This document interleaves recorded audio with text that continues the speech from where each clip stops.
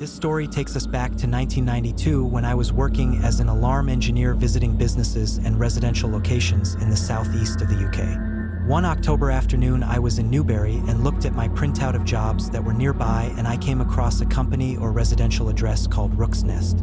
It didn't give me any more information on its location apart from the town it was in. This was long before we had GPS, and so I made my way to the town and asked someone where it was.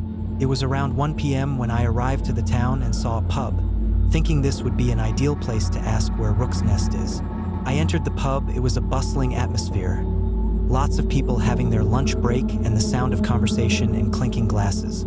I approached the bar, hoping to get the barman's attention. He looked over and silently acknowledged me and finished pulling his pint, and then proceeded to ask me what I would like to drink.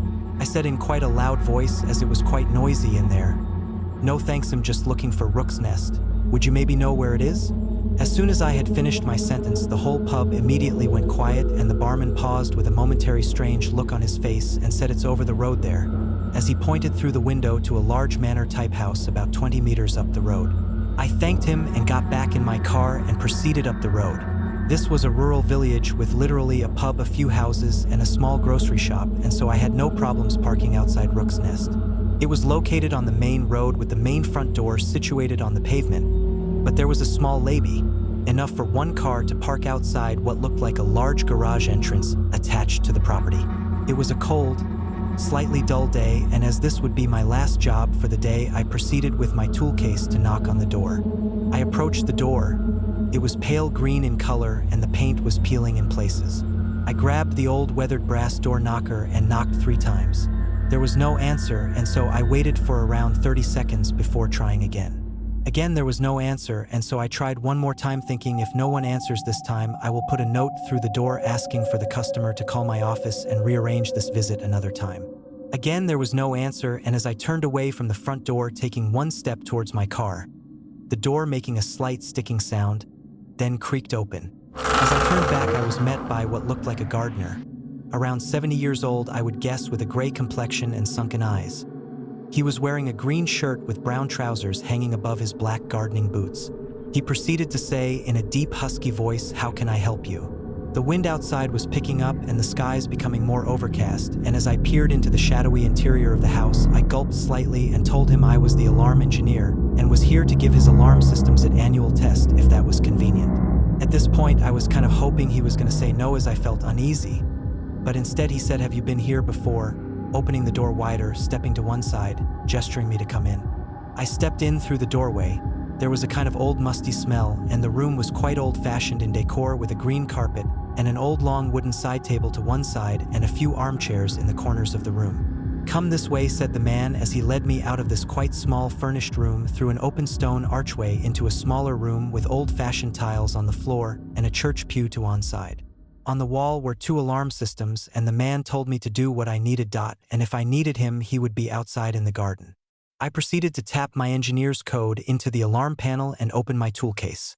I felt a bit more comfortable now, as the man was the gardener and the owners are probably away on holiday or business.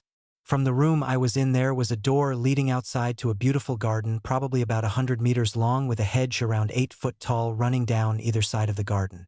The garden was immaculately kept, and as I glanced into the garden, there was a stone statue of an angel spouting water and beautiful flowers everywhere.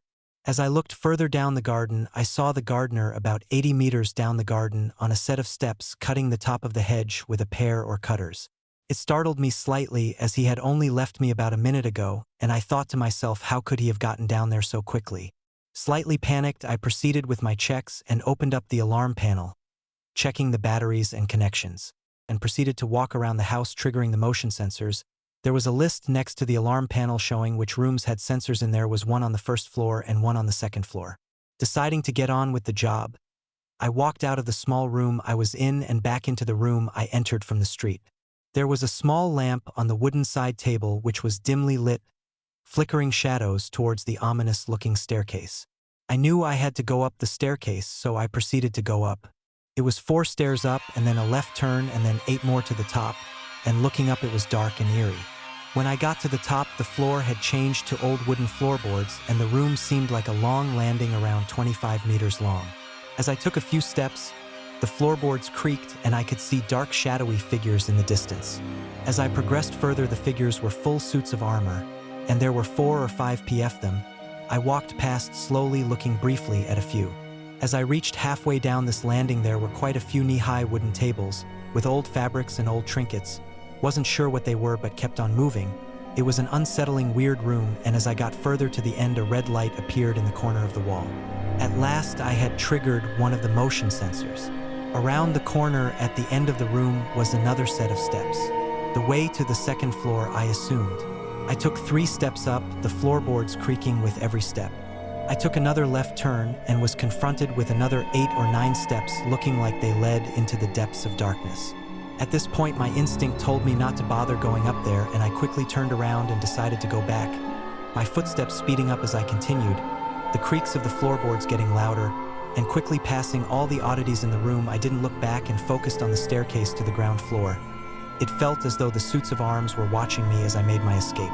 Now back downstairs, I went back into the room where the alarm panels were, and panting slightly and a little disturbed, I looked out into the garden again, and it was now becoming dusky, and the wind began to blow the fallen leaves around the garden in a swirling motion. The angel spurting water now looked eerie in this setting, with a slight pitter-patter of rain on the windows. The gardener was again nowhere to be seen, so I reset my tests on the alarm panel and started to write out my service report, basically to say the system has been checked and tested, and gathered my screwdrivers and test meter and was now ready to go. I decided to leave the service report next to the alarm panel and just leave, as the gardener was nowhere to be seen. I had one last look in the garden and left the paperwork and proceeded to the front door. I tried to open it. It was stuck. I tried again and it would not open. I tried again, frantically pulling the door handle and latch, but to no avail. Now really quite panicked and thinking, how am I going to get out, I went outside into the garden and remembered the large gate I had parked outside of. I could see it in the garden and went over to it. It was an electric gate about 10 feet tall, and I knew my car was just a few feet away. I squeezed my fingers in the small gap and started pulling at the gate. It began to squeak and groan under the pressure, but was not moving. The wind and rain were getting stronger now, and the clouds ominously circling above. I felt like I was in a horror movie. I pulled again at the gate and decided I couldn't move it and ran back into the house. Had been done. And as I took a deep breath, brushing the rain off my jacket, a voice from in front of me said, "Are you finished now?" It was the gardener. Where did he appear from? I said yes, and he slowly walked to the front door and with 2 fingers just opened the door with the latch, and the door opened. I felt an overwhelming feeling of relief as I could now get out. The man said to me, "Thank you and hope to see you again." I quickly got in my car and drove down the road for 20 seconds and pulled over.